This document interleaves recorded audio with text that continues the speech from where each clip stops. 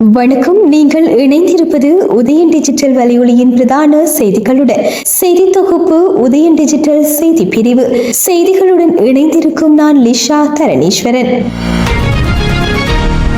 கொக்கு தொடுவாய் மனித புதைக்குழி அகழ்வில் கண்டெடுக்கப்பட்ட 52 மனித எண்பு தொகுதிகளில் உயிரிழந்தவர்களில் பெரும்பாலானவர்கள் இளவயதினர் என்பது கண்டறியப்பட்டுள்ளது.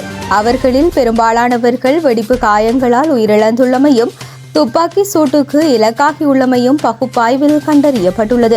முல்லைத்தீவு கொக்கு தொடுவாய் மனித புதைக்குழி கடந்த ஆண்டு ஜூன் மாதம் 29ஆம் திகதி அடையாளம் காணப்பட்டது. குழாய் நீர் பொருத்தும் நடவடிக்கைகளுக்காக மேற்கொள்ளப்பட்ட அகழ்வு பணிகளின் போது கொக்கு தொடுவாய் முல்லைத்தீவு பிரதான வீதியோரத்தில் இந்த மனித புதைக்குழி அடையாளம் காணப்பட்டது. அதன் தொடர்ச்சியாக அகழ்வு நடவடிக்கைகள் முன்னெடுக்கப்பட்டன. முல்லைத்தீவு நீதிமன்றம், முல்லைத்தீவு சட்ட மருத்துவ அதிகாரி கே வாசுதேவா மற்றும் யாழ்ப்பாணம் சட்ட மருத்துவ அதிகாரி சே பிரணவன் ஆகியோரின் கண்காணிப்பு மற்றும் பங்கு பெற்றுதல்களுடன் தொல்லியல் துறை பேராசிரியர் ராஜ் சோமதேவ தலைமையிலான குழுவினரால் மேற்கொள்ளப்பட்ட அகழ்வு நடவடிக்கையில் 52 மனித எண்பு தொகுதிகள் அங்கிருந்து மீட்கப்பட்டன. அத்துடன் ஆடைகள், துப்பாக்கி ரவைகள் உட்பட வேறு தடய பொருட்களும் மீட்கப்பட்டிருந்தன. இந்த நிலையில் கொக்கு தொடுவாய் மனித புதைக்குழி அகழ்வில் கண்டுபிடிக்கப்பட்ட எலும்பு தொகுதிகளின் பகுப்பாய்வு அறிக்கையில் இறந்தவர்கள் ஏன் இறந்தார்கள், என்ன காரணத்தால் இறந்தார்கள், அவர்களின் வயது போன்ற விவரங்கள் உள்ளடக்கப்பட்டுள்ளன. மீட்கப்பட்ட எண்பு தொகுதிகளில் 31 பெண்களுடையவை என்றும் 21 ஆண்களுடையவை என்றும் கண்டறியப்பட்டுள்ளது. இறந்தவர்களின் வயது எல்லை 12 முதல் 53 வயது வரை உள்ளது. அதே நேரம் பெரும்பாலானவர்கள் 13 முதல் 30 வயதுடையவர்கள் என்று கணிக்கப்பட்டுள்ளது. 32 பேரின் உயிரிழப்புக்கு வெடிப்பு சம்பவம் அல்லது வெடிப்பு காயம் காரணமாக உள்ளது. துப்பாக்கி சூடு காயத்தால் 7 பேர் உயிரிழந்துள்ளனர். வெடிப்பு சம்பவம் மற்றும் துப்பாக்கி சூடு காரணமாக 12 பேர் உயிரிழந்துள்ளனர்.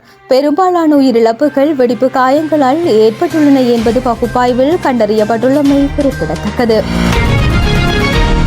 முல்லைத்தீவு பரந்தன் வீதியில் 26ஆம் கட்டை பகுதியில் 2 உந்துருளிகள் மோதி விபத்துக்கு உள்ளானதில் ஒருவர் உயிரிழந்துள்ளார். வெள்ளப்பள்ளம் பகுதியைச் சேர்ந்த 37 வயதான ஒருவரை விபத்தில் உயிரிழந்துள்ளதுடன் விபத்தில் காயமடைந்த மேலும் 2 இளைஞர்கள் மூங்கிலாறு மருத்துவமனையில் தொடர்ந்து சிகிச்சை பெற்று வருவதாக போலீசார் தெரிவித்துள்ளனர். 1948ஆம் ஆண்டில் இருந்து தமிழ் தேசத்துக்கு நடாத்தப்பட்ட முழு அநியாயமும் இனப்படுகொலை செயற்பாடுகளும் ஒரே சந்தர்ப்பத்தில் விசாரிக்கப்பட்டால் மட்டுமே உண்மையான யதார்த்தத்தை விளங்கிக் கொள்ளலாம் என்று அகில இலங்கை தமிழ் நாடாளுமன்ற உறுப்பினர் கஜேந்திரகுமார் பொன்னம்பலம் தெரிவித்துள்ளார். யாழ்ப்பாணத்தில் நேற்று நடாத்திய ஊடக சந்திப்பிலேயே அவர் இவ்வாறு தெரிவித்துள்ளார்.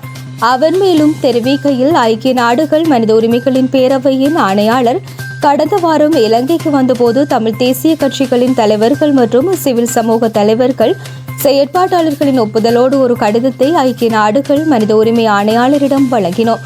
அந்த கடிதத்தில் இலங்கை தமிழரசு கட்சியின் தலைவர் CVK சிவஞானமும் கையொப்பமிட்டிருந்தார். ஆயினும் அடுத்த வாரமே இலங்கை தமிழரசு கட்சி தலைவரும் பொதுச் செயலாளரும் செம்மணி விவகாரத்தில் இலங்கை அரசாங்கத்திடம் அந்த விசாரணை நடாத்துவதற்குரிய அங்கீகாரத்தை குறைப்பிட்டு அதற்கு மேலதிகமாக ஒரு சில சர்வதேச தரப்புகளின் கண்காணிப்போடு செய்வதற்குரிய ஆலோசனைகளையும் வழங்கியுள்ளனர். இது நேருக்கு நேர் முரண்பட்ட நிலைப்பாடு. செம்மணியில் நடந்தது அநியாயம். இலங்கை அரசு அதை மூடி மறைக்க முயற்சித்த நிலையில் எதேச்சையாக தற்போது வெளிவந்துள்ள ஆதாரங்களை மூடி மறைக்கின்ற சந்தர்ப்பங்களை வழங்குகின்றீர்கள் என்பதாகவே இந்த கடிதத்தை பார்க்க வேண்டியுள்ளது. இப்படிப்பட்ட தவறுகள் நடக்கக்கூடாது என்பதற்காக எதிர்வரும் வார இறுதியில் தமிழ் தேசிய கட்சி தலைவர்கள், சிவில் சமூக செயற்பாட்டாளர்களையும் மனித உரிமை அமைப்புகளையும் ஓரிடத்தில் சந்தித்து 2021ஆம் ஆண்டு ஜனவரி 15ஆம் திகதி எழுதிய கடிதத்தை எந்த விதமான பின்வாங்கலும் இல்லாமல் மிக இறுக்கமாக அனைவராலும் கடைபிடிப்பதற்குரிய அணுகுமுறையை உறுதிப்படுத்த உள்ளோம். இந்த கூட்டத்துக்கான உத்தியோகபூர்வ அழைப்பு அனைத்து தரப்பினருக்கும் அனுப்பப்படும். பலாலி கிழக்கு ராஜராஜேஸ்வரி அம்மன் ஆலயத்தை பொதுமக்கள் வழிபாடு செய்வதற்கான ஏற்பாடுகளை இம்மாத இறுதிக்குள் பெற்றுக் கொடுப்பதற்கு எதிர்பார்ப்பதாக ஜாழ் மாவட்ட அபிவிருத்தி ஒருங்கிணைப்பு குழு தலைவரும் கடற்றொழில் அமைச்சருமான ராமலிங்கம் சந்திரசேகர் தெரிவித்தார். ராஜேஸ்வரி அம்மன் ஆலயத்தில் முழுமையாக பொதுமக்கள் வழிபடுவதற்கான ஏற்பாடுகள் ஏன் மேற்கொள்ளப்படவில்லை என அவரிடம் வினவிய போதே அவர் இவ்வாறு தெரிவித்தார். இது தொடர்பில் அவர் மேலும் தெரிவிக்கையில், நமது அரசாங்கம் பொறுப்பேற்ற பின்னர் பல தசாப்த காலமாக பொதுமக்களின் பாவனைக்கு வழங்கப்படாமல் இருந்த ஜாழ் பலாலி வீதியை பொதுமக்களின் பாவனைக்காக திறந்து விட்டோம். அதேபோன்று பலாலி கிழக்கு ராஜராஜேஸ்வரி அம்மன் ஆலயத்தை முழுமையாக பொதுமக்கள் சென்று வழிபடக்கூடிய வகையில் எமது அரசாங்கம் இம்மாத இறுதிக்குள் நடவடிக்கை மேற்கொள்வதற்கான ஏற்பாடுகள் முன்னெடுக்கப்பட்டு வருகின்றன. ஏனெனில் குறித்த ஆலயம் உயர் பாதுகாப்பு வலயத்துக்குள் பல தசாப்த காலமாக சிக்குண்டமையால் அதனை உரிய முறையில் மக்களிடம் கையளிக்க வேண்டும். எமது அரசாங்கத்தை பொறுத்தவரையில் எந்தவொரு இனத்தினுடைய வழிபாட்டு உரிமையையும் புறம் தள்ளும் விதமாக செயற்படும் அரசாங்கம் கிடையாது. ஆகவே குறித்த ஆலயத்தை முழுமையாக மக்கள் பாவனைக்கு கையளிப்பதற்கான அனைத்து ஏற்பாடுகளும் இடம்பெற்று வருகின்ற நிலையில் விரைவில் அதனை மக்களிடம் முழுமையாக கையளிக்க நடவடிக்கை எடுக்கப்படும் என அவர் மேலும் தெரிவித்தார். இலங்கை கடற்படையினரால் நேற்று அதிகாலையில் கைது செய்யப்பட்ட 7 ராமேஸ்வரம் மீனவர்களை விடுவிக்க மத்திய அரசு அவசர ராஜதந்திர நடவடிக்கைகளை எடுக்க வேண்டும் என்று தமிழக முதலமைச்சர் M.K. ஸ்டாலின் வலியுறுத்தியுள்ளார்.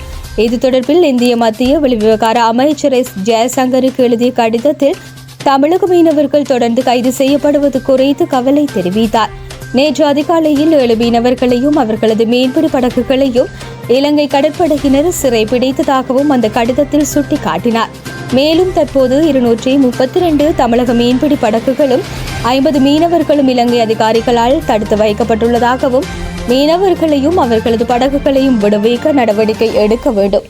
இது அவர்களின் குடும்பங்கள் எதிர்கொள்ளும் பொருளாதார மற்றும் உணர்ச்சி ரீதியான கஷ்டங்களை மேலும் அதிகரிக்கின்றது என்றும் வலியுறுத்தியுள்ளார். இங்கிலாந்தின் தென்கிழக்கு கடற்கரையில் உள்ள லண்டன் சவுத் எண்ட் விமான நிலையத்தில் நேற்று மாலை சிறிய விமானம் ஒன்று விபத்துக்குள்ளாகியுள்ளது. இது பாரிய அளவிலான அவசர நடவடிக்கை மற்றும் விமான சேவைகளை ரத்து செய்யவும் வழிவகுத்ததாக அதிகாரிகள் தெரிவித்துள்ளனர். சவுத் எண்ட் ஆன்சியில் உள்ள இடத்தில் 12 மீட்டர் நீளமுள்ள விமானம் தீப்பிடித்து எரிவதாக மாலை 4 மணியளவில் எசெக்ஸ் போலீசாருக்கு தகவல் தெரிவிக்கப்பட்டது. இதையடுத்து மீட்பு பணிகள் ஆரம்பிக்கப்பட்டதுடன் பொதுமக்கள் விபத்து நடந்த பகுதிக்கு செல்வதை தவிர்க்குமாறும் அறிவுறுத்தப்பட்டது. விமானத்தில் எத்தனை பேர் இறந்தனர் அல்லது அவர்களின் நிலை குறித்து அதிகாரிகள் இன்னும் வெளியிடவில்லை.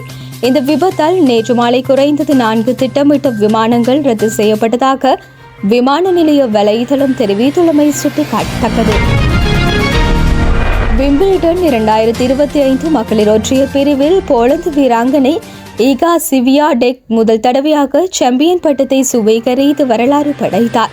ஒரு வருடத்திற்கு முன்னர் முதல் நிலை டென்னிஸ் வீராங்கனை என்ற தரவரிசை பட்டத்தை இழந்த Swiatek London all England loan tennis சங்க புத்தரையில் சனிக்கிழமை நடைபெற்ற மகளிர் ஒற்றையர் இறுதிப் போட்டியில் அமெரிக்காவின் அமண்டா அனிசிமோவாவை இலகுவாக வெற்றி கொண்டு சாம்பியன் ஆனார்.